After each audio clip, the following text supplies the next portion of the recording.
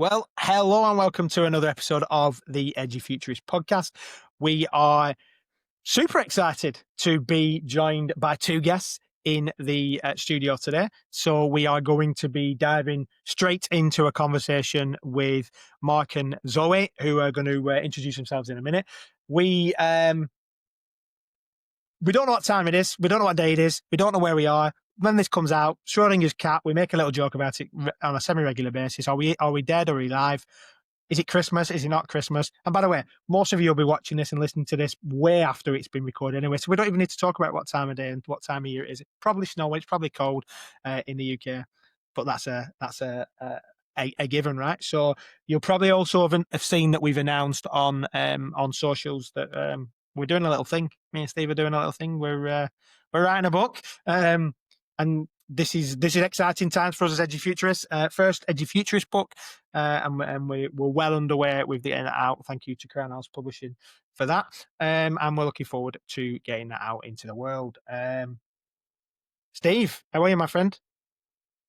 Super excited as always, mate. Yeah, You're always super excited, my friend. Of course I am. Like a dog at the park. I'm sure, like literally ball, and squirrel. Let's see what comes up next. Ball, and squirrel. Absolutely. That is ADHD all over, where I'm literally just focused on this and so excited, and all of a sudden I literally get excited about something else. But it's been a good day, good week, good month, good year. I think there's lots of positivity, and it's nice to hear that there's lots more talk around the future of education in all of its guises in regards to the different strands and the holistic approach to it. So I'm excited for this one. I think it's going to be very different for our listeners, and I think it's one that I'm excited to explore the rabbit holes and dive into some.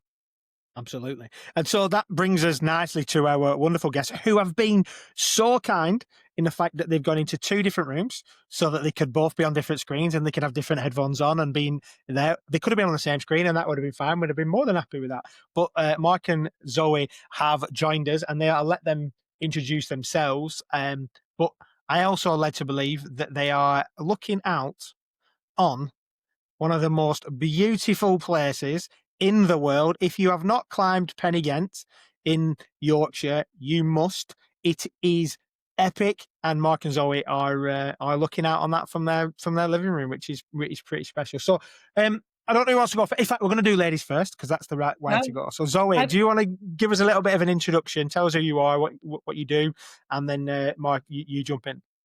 Well, I was going to say the reason we're in separate rooms is because he doesn't really like me, but we're absolutely fine. But at the moment, do you want my current kind of role and what I'm doing at the moment, or anything from my past? Or tell us a little bit about how you got to where you are, and then what you're doing. Let's not start primary school. Maybe either secondary school onwards. Otherwise, it's going to take a while, Zoe. But you tell us. I suppose set the scene. What do you feel is relevant in terms of the stories and how you pull out, and what got you here? I guess in terms of. I suppose I'll say, I kind of my first foray into education was back in 1997, so that's where I kind of started the journey. And I won't take you through kind of bit by bit, but I started as a teaching assistant, really focused on SEND. Thought that alternative provision was going to be the direction that I ended up with, though I was in mainstream. Then curriculum called me, so I ended up head of department and going all of that route. I did senior leadership with teaching and learning and that side of things, and CPD. When I did kind of leave schools, I was working across county with quite a large number. I think it was 99. I think it may have changed. 99 secondary schools, various primary schools, literally hundreds and hundreds down in Kent, and alternative provision and special. I then spent just over 2 years as the national lead for English with Ofsted, English and drama. Let's not forget that. That was an important part of my role. And currently, kind of school improvement pulled me back. It was kind of an area that I really loved, being able to work with schools and support them on their journeys. And so I'm now working for a trust that's based in Lancashire, which is the Education Partnership Trust. And we've got 9 very diverse schools. So it's small but perfectly formed, because it's got quite a large secondary school of 1,500, everything in between, primary school, alternative provision, special school, and some of those have Key Stage 1 and Key Stage 2 within them as well. So that's what I'm doing at the moment, as well as being on the curriculum board and the finance board for Oak National. That's me. Pretty busy then. Let's be honest. Is it top trumps? Should we see? Let's no, see. my let's bio see is what you've got. much shorter and much more straightforward. I think I was a geography teacher and the head of geography for the best part of 20 years. I started writing about education as well, first on our blog, Teaching It Real, and then a test columnist, and then started writing education books. Then doing lots of school support work as an SLE and an ELE, work with research schools and things, and a research lead. Then I joined Ofsted as a HMI and their national lead for geography. Did that for about 2.5 years, and then left when the curriculum unit was closed down. Didn't kind of feel that Ofsted was a good fit for me anymore, and moved on to freelance work. So I now do a lot of freelance writing around curriculum, and a lot of school support work still. So going into schools around the country, doing various bits of support. Expecting it so short, Mark. There you go. Told you. Short, no, simple. When do you start to dip your toe into education, I guess, is the question. But no, so geography and obviously SND and others. So both obviously very different, varied pathways, but in terms of where you're sitting now, in terms of trying to look at that whole school improvement bit. So that it's great as a setting the scene, I guess. But I'm guessing, should we? So you've talked about where you are. What led you to the work around like the author work and the development of the books? And I know we'll talk about the book, the current book, but obviously the previous work as well. So how did you go from there, stepping into that as educators or people in education, supporting it in different guises? You'd better start that, Mark, because you did start that journey before me. I suppose so.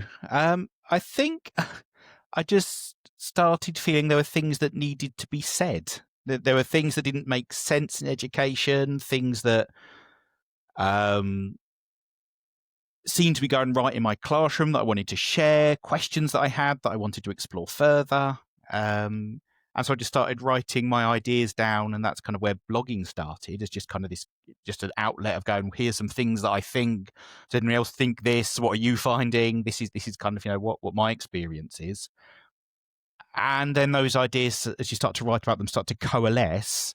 And before you know it, you've written a lot of books, because that just seems to be what happens. You kind of get to the point where you go, well, I've written so many kind of articles and things, and actually there's a common thread here. So certainly Teach Like Nobody's Watching came out originally of a series of talks and blog posts and things, and then went, well, there's actually a lot more here to unpick. There's a lot more research that needs to be referenced and to be fleshed out fully into a comprehensive whole. And that takes a book, not a blog post. And yeah, before you know it, you're sat at your laptop yelling at a computer screen. And I'm going to come back to. I've got a question on one of something you just mentioned. But Zoe, do you want to step into your journey in terms of the authoring and the work that's led us to this book?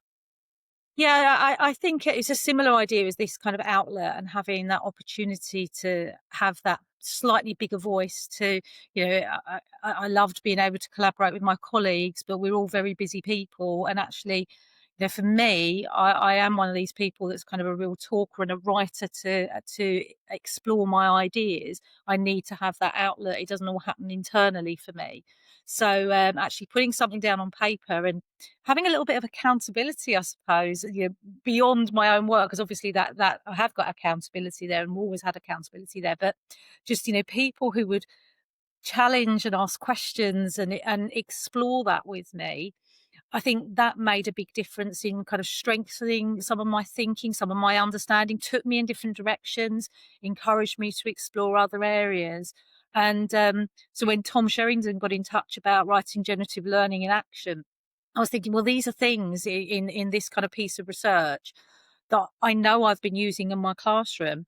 Let's see how perhaps writing about that might support other people, might, again, get that conversation going. I'm a big believer in lots of discussion and conversation, as the kind of poor worn out Mark's face will probably tell you. Being able to unpick that and really say, well, this is what worked for me within my subject, within my context. How might that work for you? And wanting people to come back and wanting to support that reflection back with me. So Ben's probably going to come in and jump back. I want to just probe on something in terms of the book, Teach Like Nobody's Watching, Mark. Mm-hmm. how does that link into Ofsted and schools always been watched? And is that the response to it of, I'm out, I've had enough, but I'm not leading you anywhere? But it's really interesting. That book title, and schools always been watched, whether that's with a report card or whether that's with colours or with numbers, is an interesting one. It is. So, I mean, a couple of thoughts there, I suppose. So firstly, it has been noted, the kind of irony there. When I left teaching to go and join Ofsted, my leaving card was my book cover with Ofsted emblazoned across the front from my lovely colleagues at Heathfield. So thank you for that. But as I said, that book kind of started a series of kind of talks and blog posts and things. And I was given a presentation at Research Ed 6-7 years ago before that book came out about Teach Like Nobody's Watching as the theme, as the title. And in the audience was Amanda Spielman as HMI, who came along to listen to that talk from a teacher talking about the need to teach as though nobody's watching. And I don't think there is an inherent contradiction, because the book is all about how you take professional agency, not how you seek autonomy, because that's impossible in a public service job. You can't have autonomy. We're funded by the taxpayer. We can't just do whatever we want. There has to be parameters. But professional agency is based on professional knowledge and acting in a professional way. And as long as you act in a professional way, using your professional knowledge, then you do have a lot of agency to do what you think is right and to choose what to do within those kind of professional boundaries. And actually, with the framework that came in, with the EIF, the Education Inspection Framework, it did start to make that very clear. So to make it very clear that there was no preferred style of pedagogy. There was no one approach to feedback, to marking, that they were no longer grading individual lessons and grading individual teachers. That it was about taking that more holistic approach of, well, what's the impact of these things? Is that working for the pupils involved? And that's why I felt quite comfortable joining Ofsted when I did, because it felt like things were moving in the right direction. I wanted to be part of that journey and keep Ofsted moving in that direction. So that's how I kind of square the circle anyway, and how I sleep at night.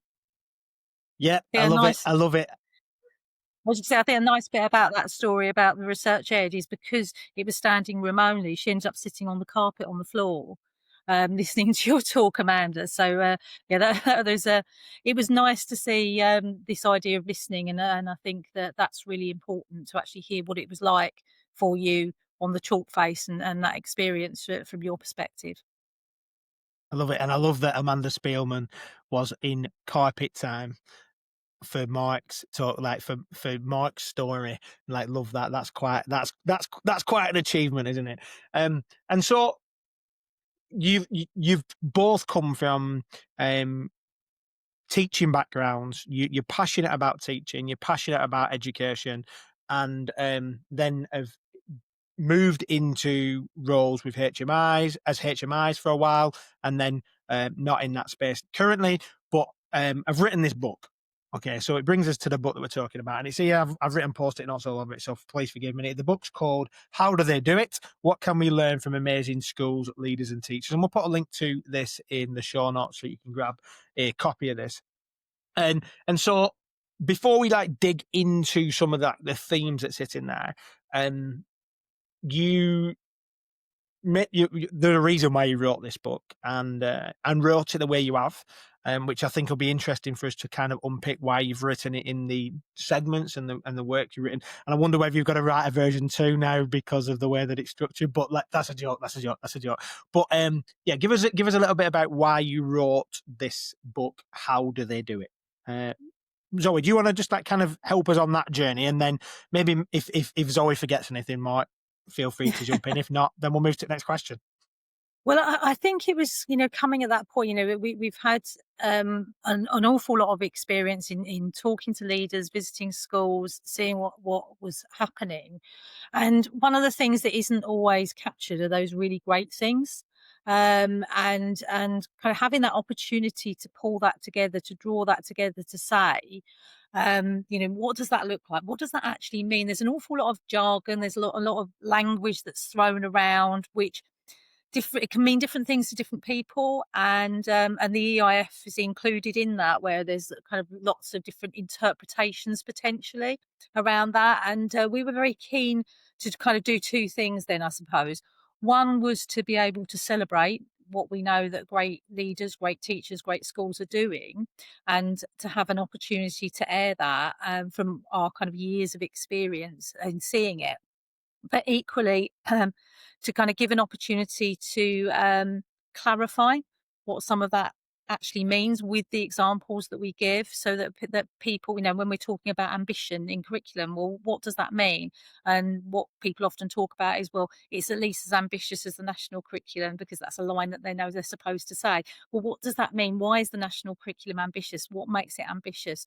What does that then look like in kind of geography when you're looking at a particular and I'm going to muck it up, Mark, so you best jump in with some geography if you're looking at a particular element there. But what does it mean if you're in history and you kind of exploring an aspect there? And that's what we were trying to do, just to give those people that opportunity to have some more clarity around that. And again, that reflection and thinking about, well, so where do we sit in terms of this? What does it mean to us? Have we got that same understanding, or would we challenge that? But I think, really first and foremost was we wanted to have that chance to champion some of the things that we'd seen and just bring it together, and this kind of amalgam of what great leaders are doing and great schools are doing. And I Go on think then, Mark. just in terms of kind of the way that we approached it, using the education inspection framework as a structure for the book, and whether we'd then need to write a part two, I don't think we would do. I don't think it actually needs updating because of the changes that are happening in Ofsted, because that's not the point of the book. The idea of using the education inspection framework is because to talk about what makes schools great in some way, you have to have a criteria. You have to have something that you're using to say, well, this is what we expect schools to be able to do. And the education inspection framework, for all of its flaws in terms of attempting to apply it to inspection, does work very well as a conception of quality. The research that sits behind it is great. It's incredibly in-depth. Research sits behind it in terms of saying, well, this is what successful schools do. So we can use that. But what it needs, as Zoe said, is unpicking and exemplifying. And that's what we sought to do, both by giving examples and non-examples. This is where it doesn't work. This is where it does. And I think that I think that's the key there. With any... Sorry. Go on. Sorry, no, I was just going to say, and I think that point as well about the Mark II, actually, what underpins this new toolkit, framework, renewed framework, whatever we're calling it, it is absolutely the same. The methodology has changed and the language of the judgment has changed, but all the time the methodology, the underpinning evidence about what great education looks like, it's still there. With that, they haven't gone out and kind of explored new research. It's about how that's applied to inspection. Yeah, and I think it's I was a teacher for 17 years, and obviously more FE, and obviously I've been for inspections as a chair of governors and a governor and all those kind of things, and in primary and secondary as well. But the difficulty is that when you create something that you judge all with, the challenge is, how do you contextualize that to a local environment and the applicable knowledge? And I think what brings out of the book is the ability to identify what amazing schools, leaders and educators look like in diversity and from different backgrounds. That actually, if you say, well, this is what everybody looks like, I think you create uniformity. And I think what happens then is you don't create groups of outstanding practice that just happen in a context. We've had people on, and quite recently we had the CEO of XP Schools.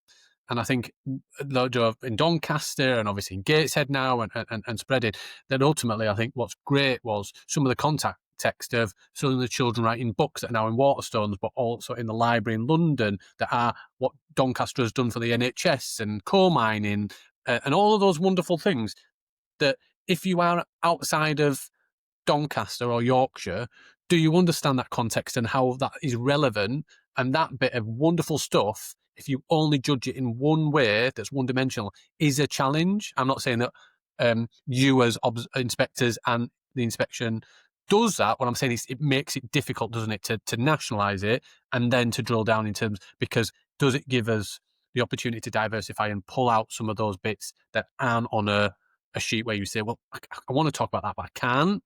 And I think this book does so because it ultimately pulls out some of those tangible, great examples across the board that potentially the education inspection framework should do, but some of the stuff that is in Ofsted can't allow because the training would be such a challenge. I don't know whether I'm saying it right, Mark, and I see you want to jump in. No, I agree. I think one thing that we've written about a lot over the years in various articles, I think it's probably come through in all of our various books, is this idea of principles, not practices. That what you can identify is common principles, even if the practices look very different. So in this latest book, in How Do They Do It, we keep coming back to this idea of purpose. Having that very clear sense of purpose is true of every great school, every great teacher, every great leader. What that purpose is might be different, and the way they enact that purpose might be different, but they all have that sense of absolute clarity about what it is they want to achieve. They all have a very clear approach to monitoring. They have a very clear approach to checking that things are going in the right direction. And that direction might be different, the way they check it might be different, but they all monitor and they make sure that they're on course. So that's what's interesting, and that's what we wanted to be able to do, because we visited so many schools, not just as inspectors, because we don't want to write about our inspection practice and things specifically, because that I think would be unethical, because what happens on inspection stays on inspection, but just through our school support work, through our teaching careers, through the conversations we've had, we can pull together all of these different examples and we can find those common threads. And that's what's exciting. And I think I like that. Yeah, sorry, Zoe. That's all right. Just thinking there, one of the things that is a bit controversial about my trust, and I had a recent conversation with somebody about this, is that we don't have, here is the English curriculum, here is the art curriculum, here is the geography curriculum, but it's very clearly focused around principles. It's very clearly focused around, we've got a conception of quality, but what that looks like in our special school, where we've got 60 pupils, some of whom might have been out of education for 18 months, is going to look different to the school where we've got the 1,500 pupils who are coming from an Asian British background, which again is going to look a little bit different to what is going on in our school, which is predominantly, like nearly 50% PP in that setting. So it's about having that clarity where it's needed.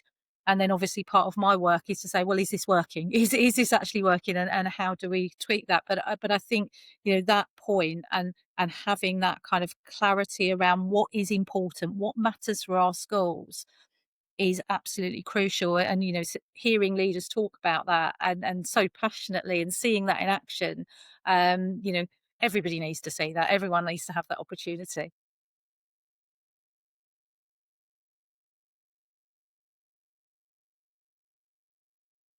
I suppose, Steve, stop jumping in. It's my turn. You've done your question. No, absolutely not. We have rules about this. We don't have, where we're going, there are no rules. Oh, no, that's road. Sorry, roads, Ben. You carry on. Wrong analogy. You carry on. Yeah. Honestly, I think what I think is really interesting as well, and as we dig into the structure of the book, yes, you've loosely put it around some of the frameworks, but you make it really clear. This is not on how to get through an Ofsted inspection.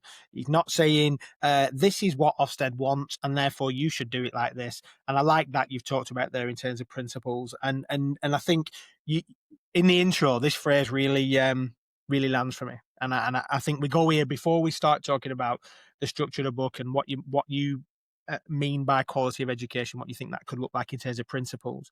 You say that you want this book to be useful, and then it says this: we also know that there are pressures in the system.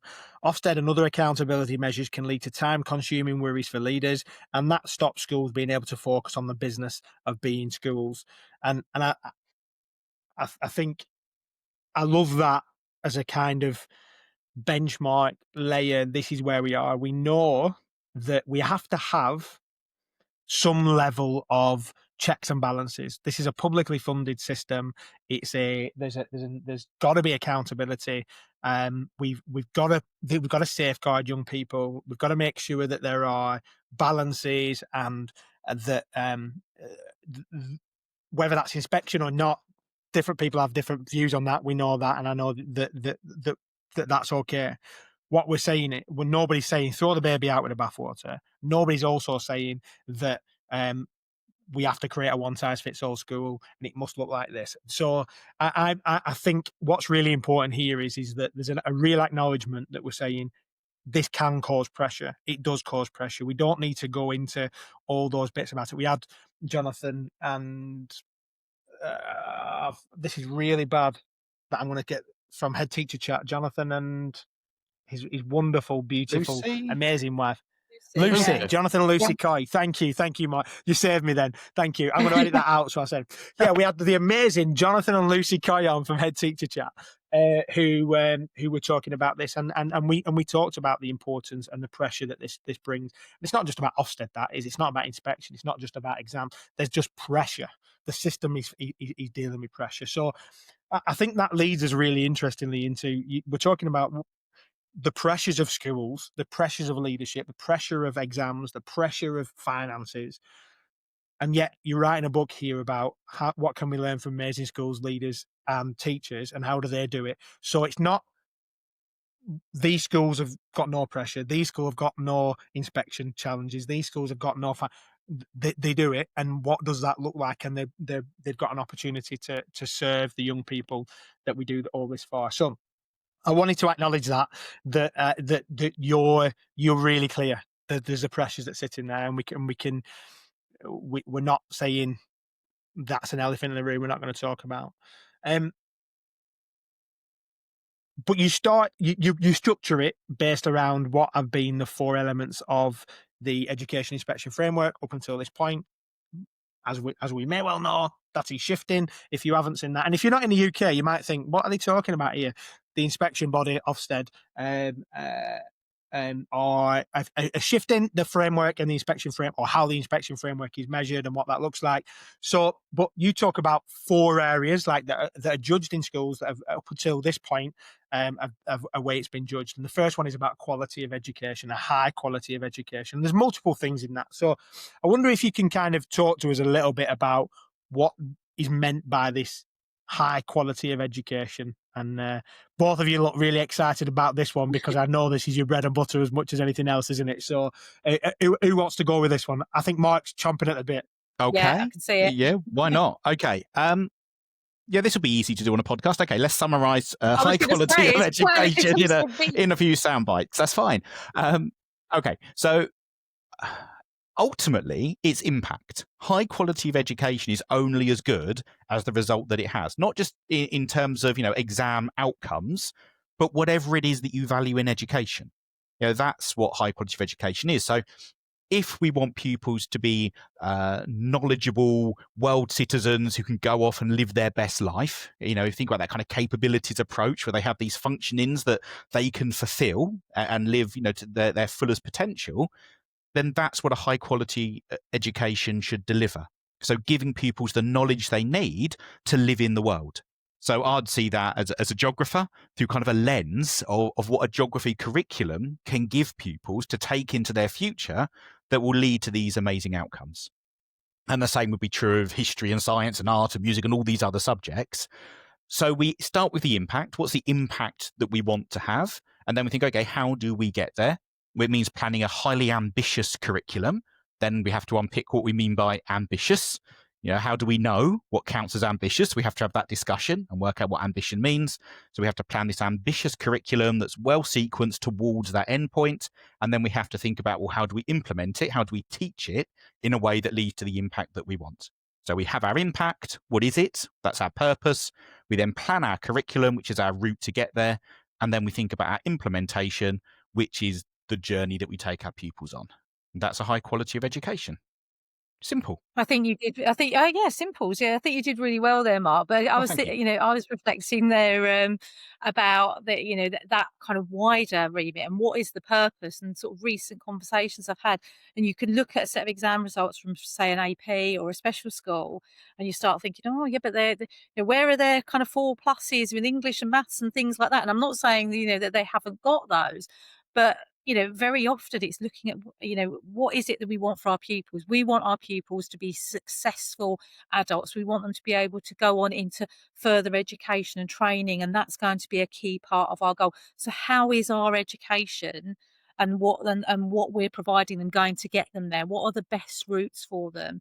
How are they going to achieve against their EHCP targets to be able to do that at the end, and to be that kind of success? So I think it's really important to define what do we think that success would look like. And equally, as Mark said, it cuts across subjects, but I think it also cuts across the schools and the different contexts as well. This episode of Edufuturist is powered by Integrated Systems Europe, the must-attend event for educators, technologists and institutional leaders seeking to shape the future of learning. From the 3rd to the 6th of February 2026, ISE returns to Barcelona, uniting the brightest minds and the boldest ideas in the edtech industry.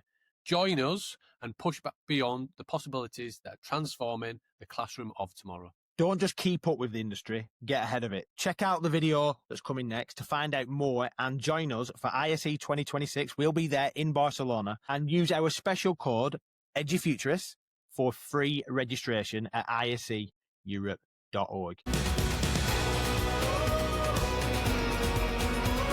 The world of education is changing, and education technology is helping to change it. Different teaching styles, more flexible delivery, and a wider range of resources. All of these mean EdTech is playing a greater role than ever. And that applies to learning taking place in the classroom, the lecture hall, the corporate training centre, or delivered online. Integrated Systems Europe is the world-renowned annual tech show for the systems integration and audio-visual industry. At ISE 2026, you will find all the leading EdTech brands in our Education Technology Zone in Halls 1 and 2, in our Connected Classroom Showcase, and across the show floor. Solutions on display include wireless presentation systems, interactive displays, short-throw projectors, collaboration tables, VR and AR systems, lecture capture, and integrated lecterns. In fact, ISE 2026 has everything you need to create learning experiences that are engaging, involving, and inclusive. See what you can learn. Come to ISE 2026 and explore the future of EdTech.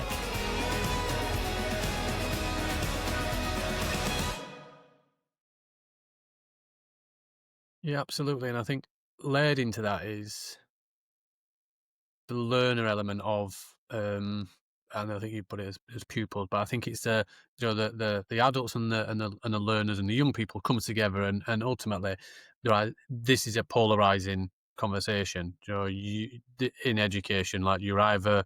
No, you're not either. There's some that are here and some that are here, and then some people in the middle. But people do see it as this or this.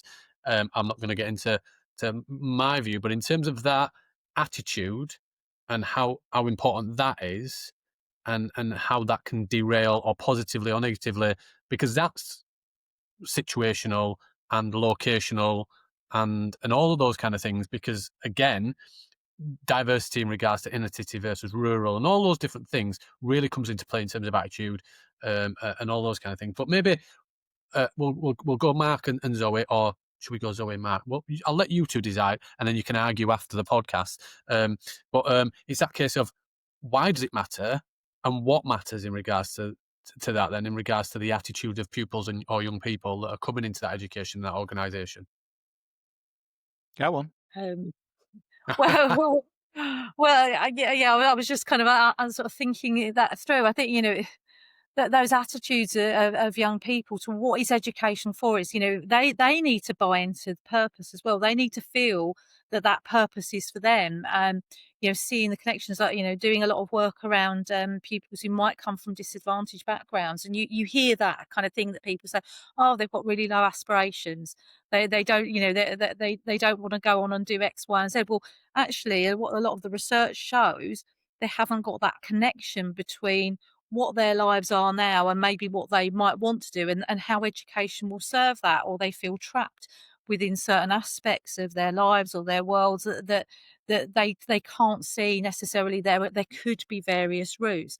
And so I think that clarity about what those routes could mean for them, and letting them see that the opportunities are real. It's not just these crazy aspirations. It's actually, there's a pathway that you can take, and if you work with us, and that's I think really important, and again something that I've taken from my work with some pupils who have really experienced disaffection from their time in schools. So how are we working together to get the right thing for you so that you can achieve all of these things and be able to do that? So, that's very much from that kind of pupil attitude and how we build that and build that their kind of trust that the system can work for them. But I agree, there are some frustrations in that actually you look at your local area, you look at your local community, and you can think, well, I absolutely understand where pupils might be coming from and saying, well, why do I need to study Shakespeare, or why do I need to explore this aspect of education? It all becomes a bit disconnected. So I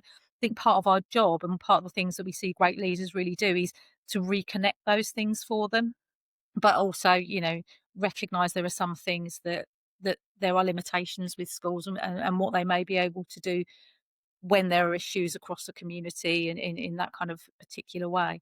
Mark, what would you add? I think one of the most important pupil attitudes that makes a difference in school is around motivation. I think you talk to teachers, you talk to leaders, and the ones who are happiest, the happiest teachers, the happiest leaders are ones who have well-motivated pupils, because it makes your life so much easier. If you have pupils who are going to do their homework, who are going to do their independent study, are going to go to those revision sessions, who are going to go to those clubs, who are going to pay attention in assembly, are going to sign up to the careers package, whatever it might be, your life just sails through. You can just do your job in schools with those motivated pupils. The problem is that you can't increase motivation just by trying to motivate. And motivation follows achievement. You have to give pupils a sense of success, then they will become motivated. And that's the hard bit. It's making pupils who aren't motivated feel successful so that they will then feel motivated and be successful. So how you bring that success forward and give them an opportunity to experience that first. And that's what those great schools do around pupil attitude. They make pupils feel successful because they feel that they belong to the school, and the school is working with them to make them successful. Then they buy in, then they're motivated, and success follows. But you have to get that sense of success first. And I think that's a really interesting one, especially when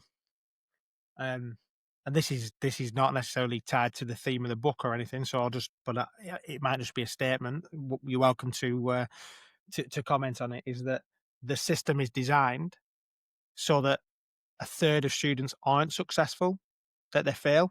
So at the end of year 11, by design, that is the case, isn't it? Is it not? Is it not? Right. But we have decided that partially as a profession. Grades 1, 2, and 3 are not a fail. We have decided as a body to make for a pass. There is 1, 2, and 3 are grades. Was involved in that well, too. The DFE don't help. Yeah, sure, absolutely. That's our kind of wider group. But we have decided as an and then the colleges and universities and the jobs that they have to go into. So that's what I mean. As kind of an education group, we have gone 4 is a pass. 1, 2, and 3 are fails, which is ridiculous. Why have 1, 2, and 3? If 1, 2, and 3 are fails, have fail grade 4. You don't need those other grades. So part of the problem is that we haven't created a purpose for grades 1, 2, and 3. What are they? What do they do? Because they shouldn't be. You failed at that. It also shouldn't be a case that, well, a third fail everything. Because that doesn't make any sense, does it? People should be able to be, okay, so maybe I failed English, but I was great at music and art and science. So I didn't fail. Actually, I was very successful at those subjects. And yet we still talk about a third fail. But that's not quite true. They still got some grade 4s pluses and they got 100%. Some other grades. So it's much more complicated than that. So, and then the other thing, of course, is like the idea that GCSE is the gold standard. There are some pupils who will be taking a whole raft of other qualifications, which are absolutely appropriate for them, which they are going to be hugely successful, which will take them on in life.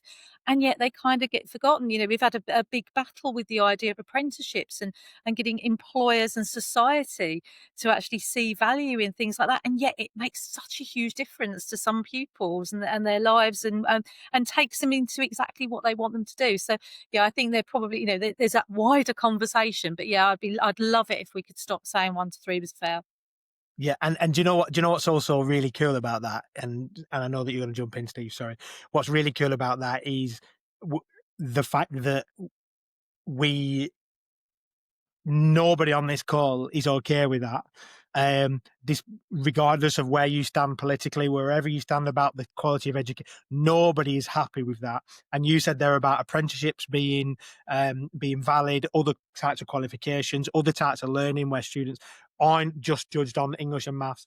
And interestingly, when you create a benchmark that is that, you're automatic. So that idea about attitudes and behaviours being talking around success, yet we are perpetuating that exam culture, that only exam culture. Not that we're anti-exams, because we're not. We're anti-only exam culture and high stakes and all the bits that go with that. So, Steve, I'll let you jump on, but I think we're all on the same page on that one, because nobody really likes it, do they?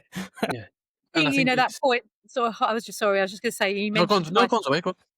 And I think that is, something we've really got to consider. What are we doing with those stakes? Where are those stakes, being useful, and where are those stakes actually causing distortion? And I think that's a really clear example of where it is potentially distorting things. And there is a much bigger, wider conversation to be had around that, especially with inclusion being such a key focus. And what that could potentially mean for schools who want to be inclusive, have their clear purpose, want to embrace all pupils and the variety of different things that they'll bring. While we've still got stakes as high, I can see why some might find that tricky. Yeah, I think, because that's the driver, isn't it? That's the challenge, that ultimately schools often are judged based on their grade.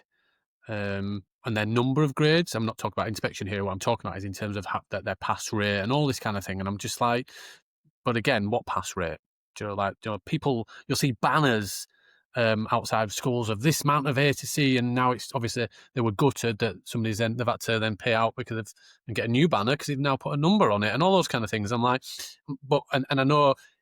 And going back into the book, that how do we go beyond academic, and how do we put more emphasis on what is now pushing forward, which is a great, because we often and again, just to call it out, it's not knowledge versus skills and all that kind of thing of you have to. What I think what's great is actually in the world of AI and technology that actually we've probably got a phrase now that sits better than softer skills and all those other things that is being called, and key skills and all that human skill that is needed in every walk of life, whether you are free or whether you are 93 or beyond. Those human skills of not just communication and critical thinking and creativity, but compassion and empathy and kindness and all those other things is now starting to be drawn out, because we know that is a key element.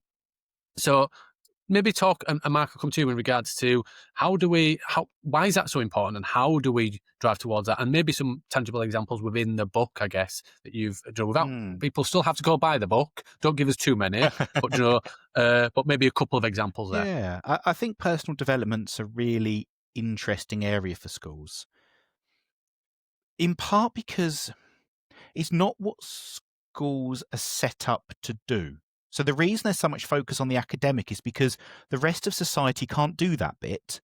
Passing on specialist knowledge about geography or science or technology or art or music needs someone who has that knowledge and that ability to teach someone else something. Whereas a lot of those other human skills are things that people can, in an ideal world, develop elsewhere. People have been compassionate and empathetic and good team builders throughout human history because it's what makes us human. And a lot of those other things that fall under the personal development kind of banner, that kind of, PSHCE and things, are things that in theory you can pick up and be taught elsewhere.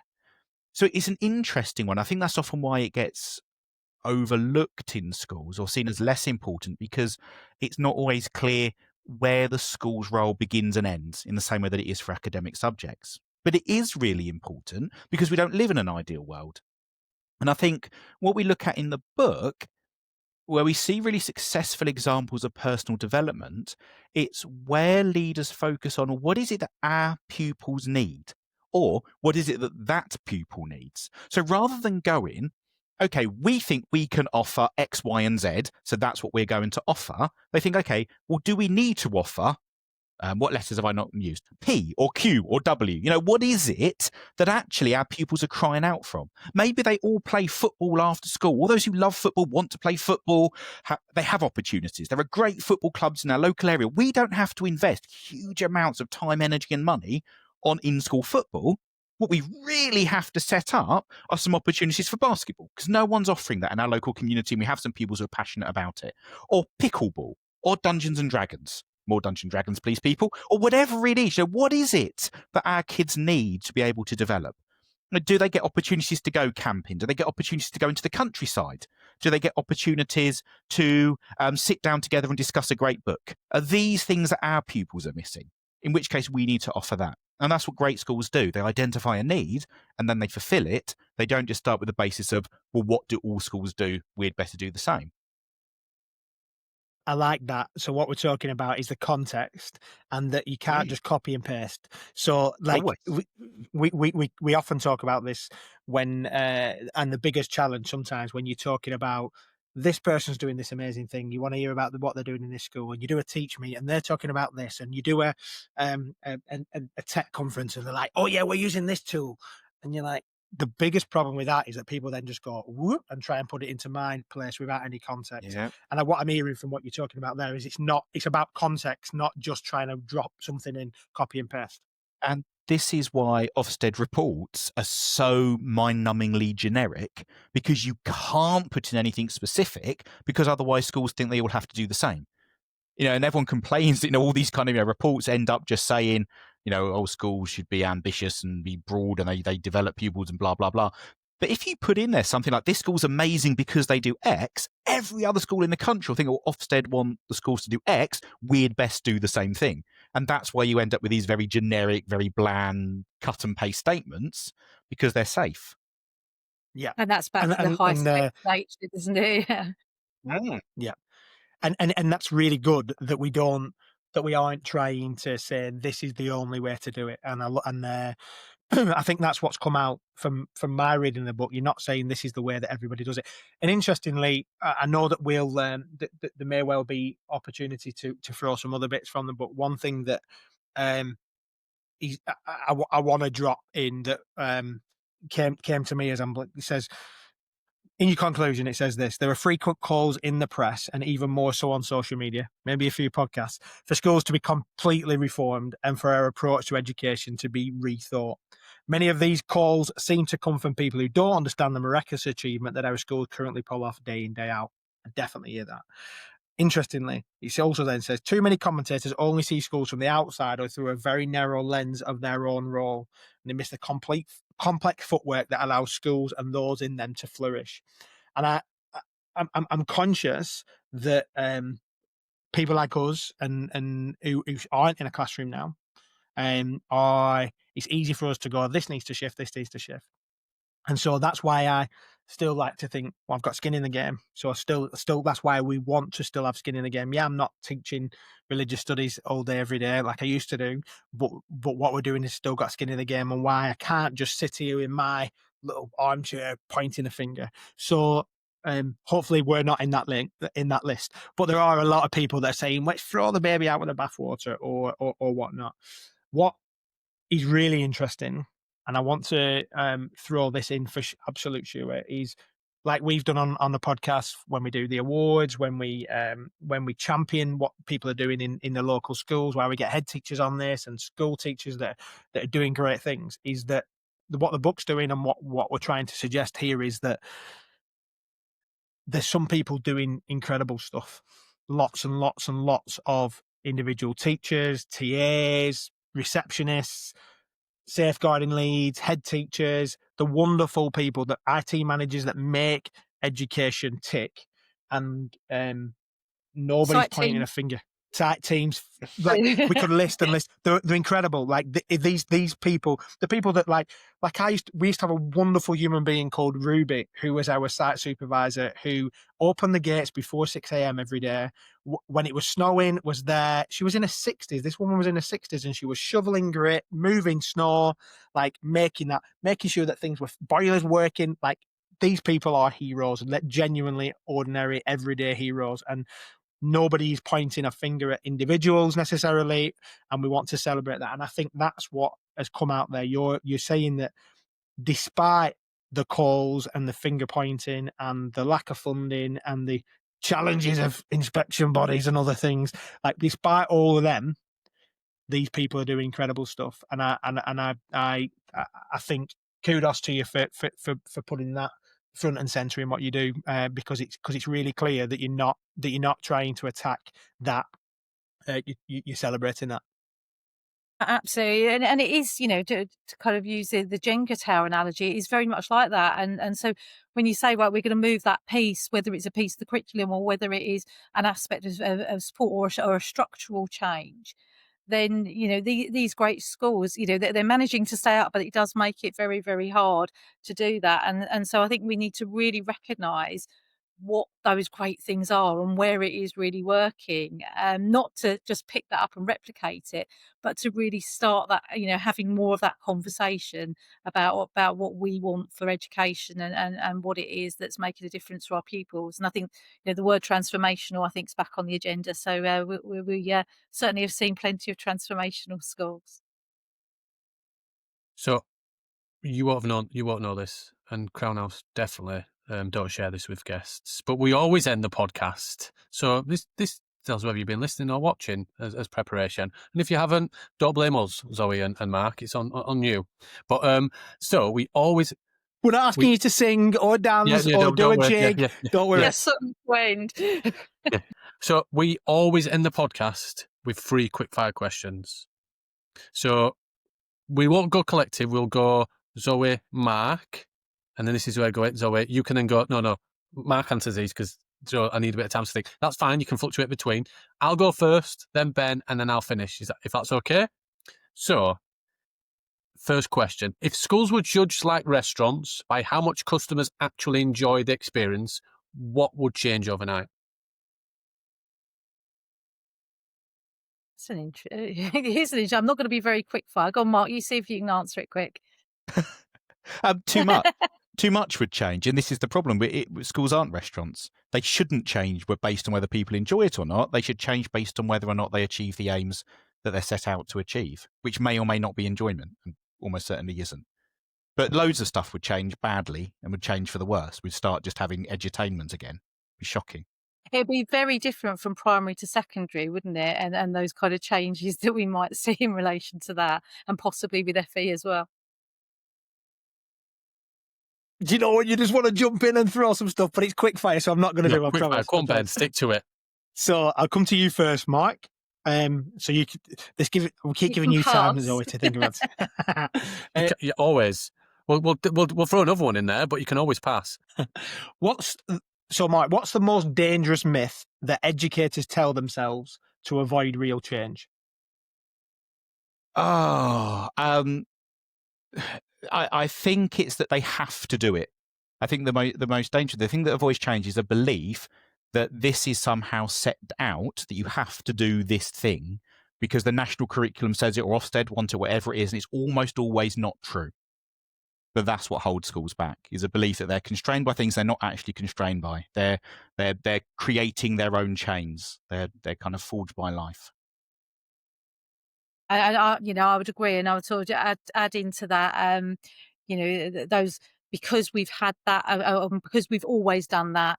That's something we've got to continue. So when you start asking people, what can you strip out? What can you lose in order to do this? That's where it can become problematic for them, and they get less comfortable. So last one, and then you're off the hook. Mark, we'll go up to you, and then Zoe. Okay, so if a 10-year-old asked you why they have to go to school, what would you actually say? I would say because it will give them a future. it will allow them to see the world differently and go into that world and live their best life. And they just have to trust us that that's what we're trying to do. And one day they'll see that.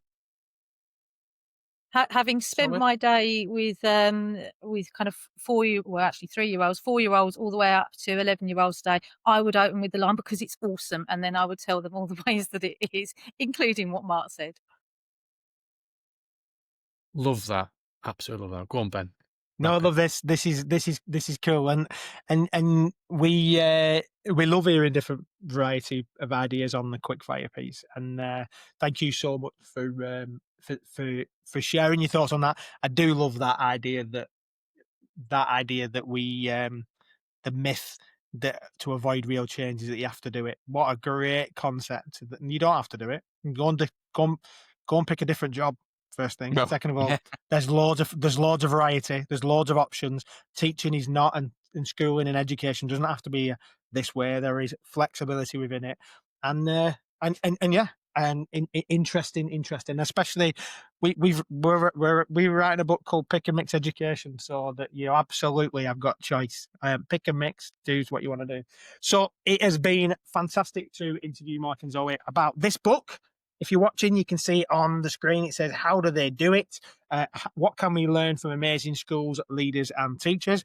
We will put a link to this in the show notes. And if you want to follow and connect with Mark and Zoe, I'm sure that they want to be connected and talk with you, because I know that you said in the book, make sure that you ask us some questions, get in touch and let us know. So do, if you read this, get a copy of this. Please share that with them. And thank you again to the team at Crown House for recommending Mark and Zoe to us. And to you two, thank you so much for your honesty, your candour, for writing a book, and for all you do for education and the young people that serves. So we appreciate it, and we're very, very grateful for your time. Yeah, it's been lovely. Thank you very much. Lovely to meet you.